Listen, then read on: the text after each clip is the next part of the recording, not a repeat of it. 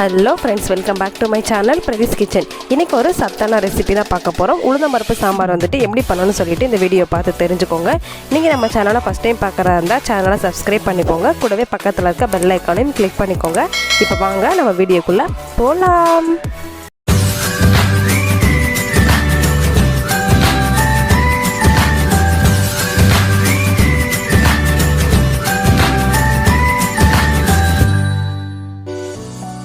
Hi friends, first உளுந்தம்பருப்பு சாம்பார் பண்ணுறதுக்கு இதில் ஒரு 3/4 கப் அளவுக்கு நான் உளுந்தம்பருப்பு எடுத்திருக்கேன். நான் இன்றைக்கி வெள்ளை உளுந்து தான் எடுத்திருக்கேன். உங்கள்கிட்ட கருப்பு உளுந்து இருந்துச்சுனாலும் சேர்த்துக்கோங்க. அது இதை விட பெனிஃபிட் அதிகம். உளுந்து சேர்த்ததுக்கப்புறமா உளுந்து நல்லா பொன்னிறமாகிற வரைக்கும் கொஞ்சம் நேரம் வறுத்து விட்டுக்கோங்க.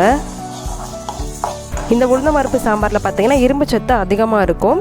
கை கால் வலி வராது. ஸோ வீக் 1 டைம் இந்த உளுந்தம்பருப்பு சாம்பார் வச்சுட்டு நம்ம சாப்பிடலாம்.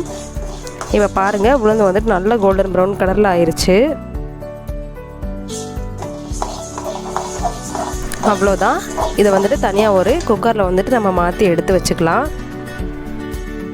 இப்போது பருப்பு வேகிறதுக்கு தேவையான அளவுக்கு தண்ணி சேர்த்துக்கலாம். உளுந்தம்பருப்பு வேகிறதுக்கு பார்த்தீங்கன்னா டைம் கொஞ்சம் அதிகமாகும். நார்மல் விசிலோட கூட ஒரு 2 விசில் போட்டு எடுக்கிற மாதிரி இருக்கும். ஸோ தண்ணி தாராளமாகவே நீங்கள் ஊற்றிக்கோங்க. இது கூடவே ஒரு 2 பல்லு பூண்டை நான் குட்டி குட்டியாக கட் பண்ணி வச்சுருக்கேன். அதையும் இது கூட சேர்த்துக்கலாம். இது கூடவே காரத்துக்கு பார்த்தீங்கன்னா ஒரு 2 பச்சை மிளகா கிட்டக்க நான் சேர்த்துருக்கேன். ஒரு 10 பல்லு கிட்டக்க சின்ன வெங்காயம் இது கூட ஆட் பண்ணிக்கோங்க. இது கூடவே ஒரு 2 மீடியம் சைஸ் தக்காளியை நான் கட் பண்ணி சேர்த்துருக்கேன். நம்ம இந்த சாம்பாருக்கு புளி ஊற்ற தேவையில்லை. ஸோ நீங்கள் தக்காளி தாராளமாகவே சேர்த்துக்கோங்க. ரொம்பவும் தக்காளி சேர்த்துட வேண்டாம். குழம்பு புளிச்சாப்படி ஆயிரும். இப்போது 2 டேபிள் ஸ்பூன் அளவுக்கு சீரகம் சேர்த்துக்கலாம். சீரகம் சேர்த்துட்டோம் அப்படின்னா சாம்பார் வாசமாக இருக்கும். இது கூடவே ஒரு 1/4 டீஸ்பூன் அளவுக்கு மஞ்சத்தூளும் சேர்த்துக்கலாம். அவ்வளோதான். எல்லாத்தையும் ஒருக்கா நல்லா மிக்ஸ் பண்ணி விட்டுருங்க. இந்த சாம்பார் வைக்கிறதுக்கு ரொம்பவும் டைம் எடுக்காது. டக்குன்னு நம்ம ரெடி பண்ணி முடிச்சிடலாம். எல்லாத்தையும் நல்லா கலந்து விட்டுட்டு குக்கரை மூடி ஒரு 4-5 விசில் கிட்டக்க போட்டு எடுத்துக்கலாம்.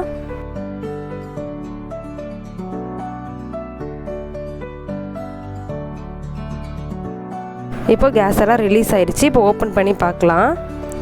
பாருங்கள், பருப்பு நல்லா குழஞ்சி வெந்திருக்கு. மறுபடியும் அடுப்பு பற்ற வச்சுக்கோங்க. இந்த மாதிரி கரண்டி இல்லைன்னா ஒரு மேஷர் வச்சு நல்லா பருப்பை மசிச்சு விட்டுக்கோங்க. பாருங்கள், பருப்பு நல்லாவே வெந்துருச்சு நம்மளுக்கு.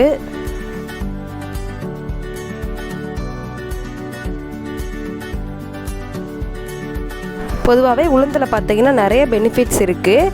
உடம்பு பெயினாக இருக்குது அப்படின்னா இந்த உளுந்தம்பருப்பு இல்லை உளுந்தங்களி இந்த மாதிரி நம்ம ரெடி பண்ணி சாப்பிட்டுக்கலாம். வீக் 1 டைம் சாம்பார் வச்சும் நம்ம சாப்பிட்டுக்கலாம். இப்போ ஒரே ஒரு டேபிள் ஸ்பூன் அளவுக்கு மட்டும் சாம்பார் தூள் ஆட் பண்ணியிருக்கேன். இது பார்த்தீங்கன்னா வீட்டில் அரைச்ச சாம்பார் தூள் தான். இது கூடவே சாம்பாருக்கு தேவையான அளவுக்கு உப்பையும் சேர்த்துட்டு எல்லாத்தையும் ஒருக்கா நல்லா கலந்து விட்டுக்கோங்க.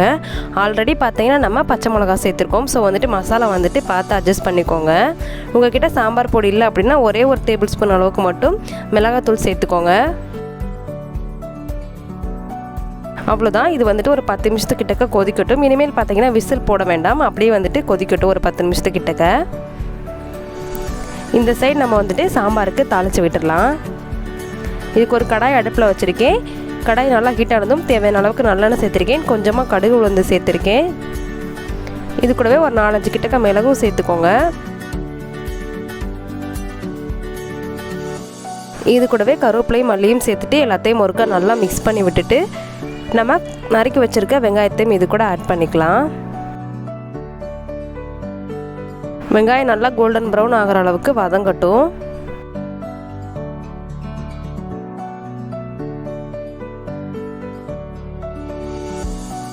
இப்போ பார்த்தீங்கன்னா வெங்காயம் நல்லா வதங்கிடுச்சு. இதை நம்ம எடுத்து நம்ம ரெடி பண்ணி வச்சுருக்க சாம்பாரில் இதை சேர்த்துடலாம். எந்த குழம்புக்குமே லாஸ்ட்டாக நம்ம தாளித்து விட்டோம் அப்படின்னா இன்னும் குழம்பு டேஸ்ட்டாக இருக்கும்.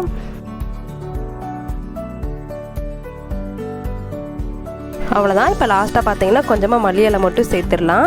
இரும்பு சத்து அதிகமாக இருக்கிற உளுந்தம்பருப்பு சாம்பார் வந்துட்டு நம்ம எப்படி ப்ரிப்பேர் பண்ணணும்னு சொல்லிட்டு இந்த வீடியோ பார்த்து நீங்கள் தெரிஞ்சிருந்திருப்பீங்க. கண்டிப்பாக இந்த குழம்பு வந்துட்டு நீங்கள் உங்கள் வீட்டில் ட்ரை பண்ணி பாருங்கள். கண்டிப்பாக இதை உங்கள் குழந்தைங்களுக்கு கொடுங்க. இந்த வீடியோ உங்களுக்கு யூஸ்ஃபுல்லாக இருந்துச்சு அப்படின்னா என்னோட சேனலை சப்ஸ்கிரைப் பண்ணிக்கோங்க. கூடவே பக்கத்தில் இருக்க பெல் ஐக்கானையும் கிளிக் பண்ணிக்கோங்க. அப்போ தான் நான் போடுற வீடியோ எல்லாமே உங்கள் நோட்டிஃபிகேஷனில் வரும். நீங்களும் வீடியோவை மிஸ் பண்ணாமல் பார்ப்பீங்க. அடுத்து ஒரு சூப்பரான ரெசிபி இல்லை சூப்பரான கண்டென்ட்டோட நான் உங்களை மீட் பண்ணுறேன். அது வரைக்கும் பாய்.